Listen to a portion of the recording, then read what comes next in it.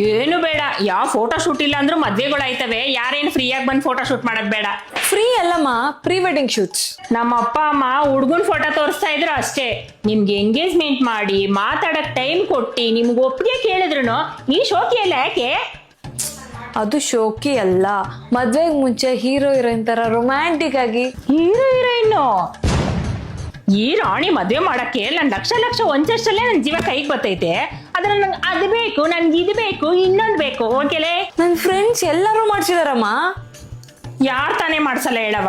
ಮದ್ವೆ ಮುಂಚೆ ಒಂದ್ ಫೋಟೋ, ಮದ್ವೆ ಆದ್ಮೇಲೆ ಒಂದ್ ಫೋಟೋ, ಮಗು ಹುಟ್ಟಕ್ ಮುಂಚೆ ಒಂದ್ ಫೋಟೋ, ಮಗ ಹುಟ್ಟದ್ಮೇಲೆ ಮಗಿನ ಜೊತೆ ಒಂದ್ ಫೋಟೋ.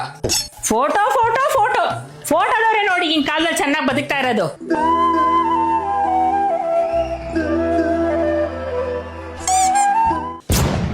ಏ ದನ, ಯಾಕೆ ಮುಸ್ಸಂಜೆ ಆಯ್ತು ಅಳ್ತಾ ಕೂತಿದ್ಯಾ? ಸರಿ, ಅದಕ್ಕೆಲ್ಲ ಎಷ್ಟಾಯ್ತದೆ ಹೇಳು? ಒಳ್ಳೆ ಲೊಕೇಶನ್, 4-5 ಜೊತೆ ಬಟ್ಟೆ, ಫೋಟೋಗ್ರಾಫರ್ ಎಲ್ಲಾ ಸೇರಿಸಿ ಒಂದ್ 50,000 ಆಗತ್ತಮ್ಮ.